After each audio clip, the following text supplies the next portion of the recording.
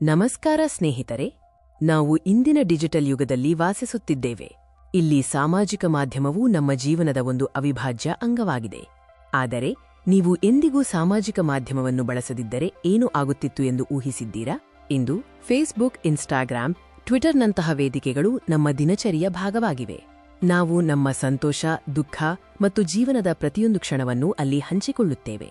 ಆದರೆ ಈ ಡಿಜಿಟಲ್ ಪರದೆಯಿಂದ ದೂರವಿರುವ ಜೀವನ ಹೇಗಿರಬಹುದು? ಸಾಮಾಜಿಕ ಮಾಧ್ಯಮವು ಸಂಪರ್ಕ, ಮಾಹಿತಿ ಮತ್ತು ಮನರಂಜನೆಯ ಪ್ರಮುಖ ಸಾಧನವಾಗಿದೆ. ಹಾಗಾದರೆ ಈ ಶಕ್ತಿಯುತ ಜಾಲ ಇಲ್ಲದೆ ನಮ್ಮ ಅಸ್ತಿತ್ವಕ್ಕೆ ಯಾವ ರೀತಿಯ ಬದಲಾವಣೆಗಳು ಬರುತ್ತವೆ? ನೀವು ಎಂದಿಗೂ ಸಾಮಾಜಿಕ ಮಾಧ್ಯಮ ಬಳಸದಿದ್ದರೆ ಹೇಗಿರುತ್ತಿತ್ತು ಎಂಬ ಕಥೆಯೊಂದನ್ನು ನಾವು ನಿಮಗೆ ಹೇಳಲಿದ್ದೇವೆ. ಈ ಕಥೆಯು ಡಿಜಿಟಲ್ ಮಾಯೆಯಿಂದ ಹೊರಬಂದ ಒಬ್ಬ ವ್ಯಕ್ತಿಯ ಸುತ್ತ ಸುತ್ತುತ್ತದೆ. ನಾವು ಅರ್ಜುನ್ ಎಂಬ ವ್ಯಕ್ತಿಯ ಕಥೆಯನ್ನು ನೋಡೋಣ. ಅರ್ಜುನ್ ತನ್ನ ವೃತ್ತಿಪರ ಜೀವನದಲ್ಲಿ ಯಶಸ್ವಿಯಾಗಿದ್ದರೂ ಸಾಮಾಜಿಕ ಮಾಧ್ಯಮದಿಂದ ದೂರವಿರಲು ನಿರ್ಧರಿಸುತ್ತಾನೆ. ಅವನ ಜೀವನದಲ್ಲಿ ಯಾವ ಬದಲಾವಣೆಗಳಾದವು ನೋಡೋಣ. ಮೊದಲಿಗೆ ಅರ್ಜುನ್ ಒಂದು ಸ್ಮಾರ್ಟ್ಫೋನ್ ಖರೀದಿಸುತ್ತಾನೆ. ಆದರೆ ಯಾವುದೇ ಸಾಮಾಜಿಕ ಮಾಧ್ಯಮ ಅಪ್ಲಿಕೇಶನ್ಗಳನ್ನು ಡೌನ್ಲೋಡ್ ಮಾಡುವುದಿಲ್ಲ. ಆನ್ಲೈನ್ ಪ್ರಪಂಚದ ಶಬ್ದದಿಂದ ಅವನು ದೂರ ಉಳಿಯುತ್ತಾನೆ. ಇತರರು ತಮ್ಮ ಫೋನ್ಗಳನ್ನು ಸ್ಕ್ರಾಲ್ ಮಾಡುತ್ತಾ, ಇತ್ತೀಚಿನ ಪೋಸ್ಟ್ಗಳನ್ನು ನೋಡುತ್ತಾ ಸಮಯ ಕಳೆಯುವಾಗ ಅರ್ಜುನ್ ತನ್ನ ಕೆಲಸದ ಮೇಲೆ ಸಂಪೂರ್ಣ ಗಮನ ಹರಿಸುತ್ತಿದ್ದ. ಅವನು ವಿಚಲಿತನಾಗಲಿಲ್ಲ. ಸಾಮಾಜಿಕ ಮಾಧ್ಯಮವನ್ನು ಬಳಸದಿರುವುದರಿಂದ ಅರ್ಜುನ್ಗೆ ಒಂದು ದೊಡ್ಡ ಪ್ರಯೋಜನ ಸಿಕ್ಕಿತು: ಸಮಯ. ಅಂದಾಜು ದಿನಕ್ಕೆ 2 ಗಂಟೆಗಳ ಸಮಯ ಅವನಿಗೆ ಉಳಿತಾಯವಾಯಿತು. ಫೋನ್ ಸ್ಕ್ರಾಲ್ ಮಾಡುವ ಬದಲಿಗೆ ಅರ್ಜುನ್ ಪುಸ್ತಕಗಳನ್ನು ಓದಲು ಪ್ರಾರಂಭಿಸಿದನು. ಹೊಸ ಭಾಷೆಯನ್ನು ಕಲಿತನು ಮತ್ತು ತನ್ನ ವೃತ್ತಿಪರ ಕೌಶಲ್ಯಗಳನ್ನು ಹೆಚ್ಚಿಸಿಕೊಂಡನು. ಈ ಸಮಯದ ಹೂಡಿಕೆ ಅವನ ಯಶಸ್ಸಿಗೆ ಕಾರಣವಾಯಿತು. ಸಾಮಾಜಿಕ ಮಾಧ್ಯಮದ ನಿರಂತರ ನೋಟಿಫಿಕೇಷನ್ಗಳು ಇಲ್ಲದಿರುವುದರಿಂದ ಅರ್ಜುನ್ನ ಗಮನದ ಅವಧಿ ಹೆಚ್ಚಾಯಿತು. ಅವನು ಹೆಚ್ಚು ಏಕಾಗ್ರತೆಯಿಂದ ಕೆಲಸ ಮಾಡಲು ಸಾಧ್ಯವಾಯಿತು ಮತ್ತು ಆಳವಾದ ಕೆಲಸಗಳಲ್ಲಿ ತೊಡಗಲು ಸುಲಭವಾಯಿತು. ಸಾಮಾಜಿಕ ಮಾಧ್ಯಮದ ಅನುಪಸ್ಥಿತಿಯು ಅರ್ಜುನ್ನ ಮಾನಸಿಕ ಆರೋಗ್ಯದ ಮೇಲೆ ಸಕಾರಾತ್ಮಕ ಪರಿಣಾಮ ಬೀರಿತು. ಹೋಲಿಕೆಯ ಒತ್ತಡದಿಂದ ಅವನು ಮುಕ್ತನಾದನು.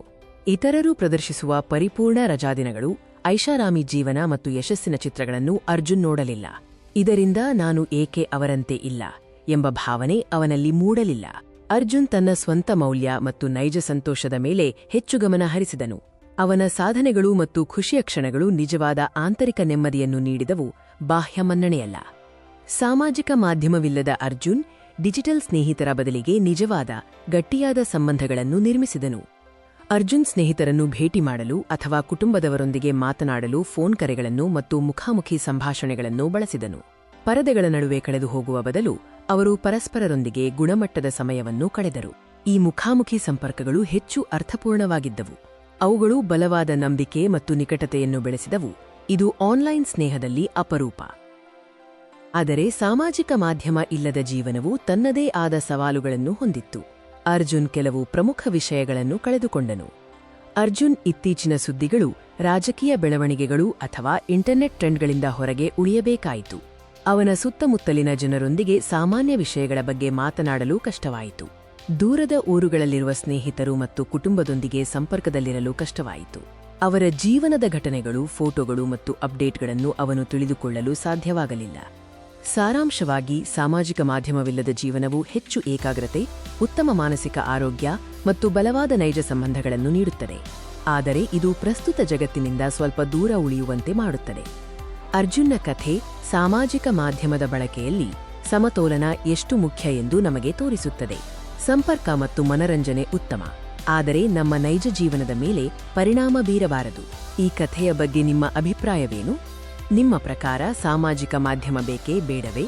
ಕಮೆಂಟ್ಗಳಲ್ಲಿ ನಮಗೆ ತಿಳಿಸಿ. ನಮ್ಮ ಚಾನೆಲ್ಗೆ ಸಬ್ಸ್ಕ್ರೈಬ್ ಮಾಡಲು ಮರೆಯಬೇಡಿ.